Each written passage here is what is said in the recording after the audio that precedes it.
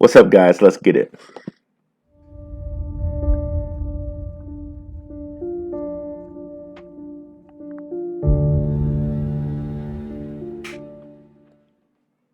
Go to darkhorsewatcher.com where you will get forwarded to my YouTube channel and get updates the moment I post a video if you like and subscribe. So, it's your boy, Blackrue, back with another video. You can catch me every Monday at 7 p.m. Eastern Standard Time on the Benzinga YouTube channel where we do the Ruell Report, where we go over stock and crypto. I believe this week we're going to do the Cardano Ecosystem since they just had their smart contracts and they're blowing up. But put a little comment in the description if you want to see something. Maybe you'll see it on Monday or the week following. But today I'm going to hit you with information on elastic tokens. And this is part of the research I'm doing with the Crypto Intelligence Committee, Underdog Crypto, Red Dad, Blue Dad, Crypto Pro, and the Professor. Me and the Professor are going to be collaborating on a video later on this week, and this is a continuation of his information on rebase tokens. Okay, so without further ado, let's get into it. And mad thanks I have to give to Finematics. He has a video here on Ampleforth and how it works. I suggest you guys take a look at it, but it's where I got a lot of my research from. And like I said, this is a continuation of the Professor's video here on a rebase token. Check him out, like and subscribe. Like I said, we are members of the Crypto Intelligence Committee. We just did a video on Opulus, which the Opulus CEO himself retweeted. So, yeah, check us out. We got tons of great information. But here we go explaining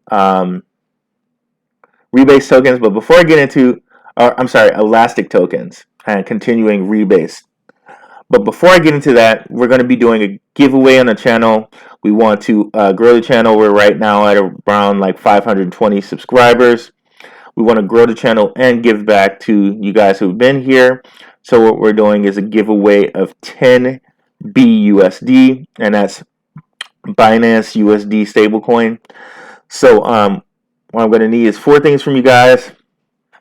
This is for subscribers only. So you have to like the video, subscribe if you haven't already, leave your Binance address, and also leave a code of which I'm going to put in the video. It'll be in here somewhere, like, halfway between, somewhere at the end, but you must also have the code in the comment.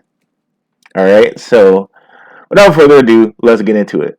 So, all right, to explain elastic tokens, I first need to kind of go back and give you guys the whole problem. We're going to need to explain inelastic tokens, elastic tokens, and we're going to get into how certain coins want to solve the problem. Okay, so first, inelastic tokens. Inelastic tokens are tokens with a fixed supply like Bitcoin. So the problem there is with increased demand, it creates a price instability. So that's a big problem when it comes to services, right? So let's think about 10 years ago when a guy purchased a pizza with Bitcoin. That pizza somewhere right now is around like a $10 million pizza. So you don't want to purchase. You don't want to make purchases with an appreciating asset. Therefore, like fixed supply coins, that increased demand and that increased instability in the price is not great. However, it's good, and I should maybe not use terms like good and bad because they can be like relative. Let's say pro or con. So it's a pro that fixed supply things appreciate. So like we got 5 Van Gogh paintings. There are only 5 of them. Van Gogh's a very popular painter. His work is great. So, I don't know if there's only 5, but let's say we know that there's a fixed amount. So, like, there's only 100, right? So these things are going to appreciate in value. Same thing with like finite precious metals like gold, platinum, uranium, stuff like that. There's only a fixed supply of these out there. So if the demand increases for gold or platinum or silver or copper due to whatever, these things are going to appreciate. So in we go with now elastic tokens. You can think of these as like stable coins. It's a non-fixed supply, but as everyone knows right now with the whole thing we have with the Fed printing money because of the Rona and everything like that, the problem comes when you have increased supply, you cause dilution, right? So now the US dollar, based on the dilution of the Fed printing money, now means that a dollar has more supply, and now that also means since the dollar has more supply, that dilution causes inflation, right? So, what a gallon of milk might have been a couple years ago, it is no longer that same price now. Like, for example, in Arizona, I think a gallon of milk right now is like $2.59 USD if you went to Fry's. Couple years ago, that same gallon of milk was like $1.88, something like that. So, in the fact that you're creating the dilution by increasing the supply, you're also causing inflation. Okay, so those are two major points to remember, along with the fixed supply. If there's increased demand, it's going to really appreciate. So, using Ampleforth as an example, Ampleforth and coins like this want to kind of get the best of both worlds. Can we have an elastic coin that has a non-fixed supply that is also non-dilutable, like a fixed supply coin like Bitcoin, and appreciating in value? So that kind of focus, we want to get like an alternative to bank money that's resistant to shocks. So how you achieve that, and how like a coin like Ampleforth achieves that, is through both having their coin be non-dilutive, in that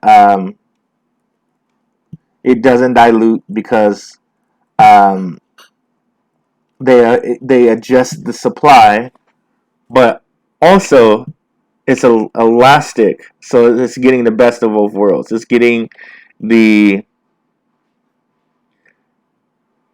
it's getting almost like it's a fixed supply coin, even though it's elastic. So basically, it wants to be good for everyday services, but yet still appreciate in value. And how they do this is by having the coin be elastic, but they rebase it. So the professor kind of went into this, and I just wanted to give you guys like a little like excerpt of it. Rebasing kind of basically assures equilibrium by using smart contracts. Basically, you can expand or contract the supply of the token in order to reach an equilibrium. So if we're putting it in like a stable coin type deal, let's add a slide here. If we're putting this in a stable coin deal, say the target of the stable coin is to just kind of be around $1, right? And let's say if this goes to like this stable coin is actually worth $1.10, and you want the kind of the target price to always be within 5%. So within 5%, that means you're kind of basically adding a nickel, because 5% of $1 is a nickel. So if we can get this within 100, which within $1.05, we would be within our target price range. So here's our target price. Our target price is $1. It's currently worth $1.10, right? Which is 10%. So it's too high for us. It's too high from this target price. So what we need to do is we need to increase the supply so we kind of self-dilute it down to this $1.05. So by using smart contracts, you can kind of like self-dilute your coin until it reaches a stable point of value which is close to your price target. So that's basically what Ampleforth does. So the supply of the token is constantly changing with the increasing demand of the price. All right, so in that we have it's an elastic token that doesn't have a fixed supply, but it uses smart contracts to keep it kind of within a range of a supply that allows it to appreciate. It's kind of a hard thing to wrap your mind around, but using smart contracts, you're able to kind of change the token supply on a fly. And there's a lot of other things that go into it, but just to keep it real simple, you're using smart contracts to constantly rebase the supply so that you either add, in this case, if the price has reached $1.10, you're adding supply to dilute the token so that its price comes down to like $1.05. On the same token, if it went down to like 90 cents, right? So you want to be within 5% of your target range. Now you're 10% out, so you need to get it down to at least 95 cents to still be in that range. And in this case, instead of diluting and adding supply, you actually subtract supply to get down to 95 cents. So they're subtracting supply throughout the whole code, like the whole like token base. So they have the smart contracts that are like fancy enough to figure all of this stuff out, and you go look at your token, your Ampleforth tokens, and now you may have bought two, but right now you have a like 1.95 tokens. The reason why you have 1.95 tokens is because it actually had to subtract supply, it actually had to contract supply in order to get within this range. All right, so it's a kind of a interesting thing to wrap your head around, but just know that the token is always rebasing daily, either adding or subtracting supply tokens to get within a certain target range. So if it happened that this thing just like busted up to like $1.25 or something like that, it would continue to rebase until it got to a range, and it does it daily. So it would continue to rebase until it got into a range that was acceptable for its target. So if it was like $1.25, I assume that it would continue to rebase daily until it got somewhere to like $1.20. But the goal is to kind of have a stable coin that's like resistant to price shocks, but at the same time, it's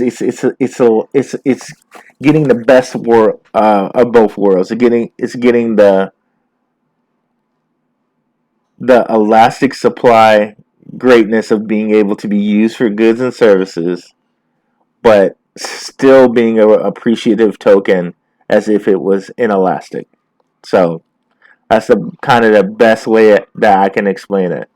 So it's going to do whatever it needs to do with those smart contracts to stay within a certain target range of price.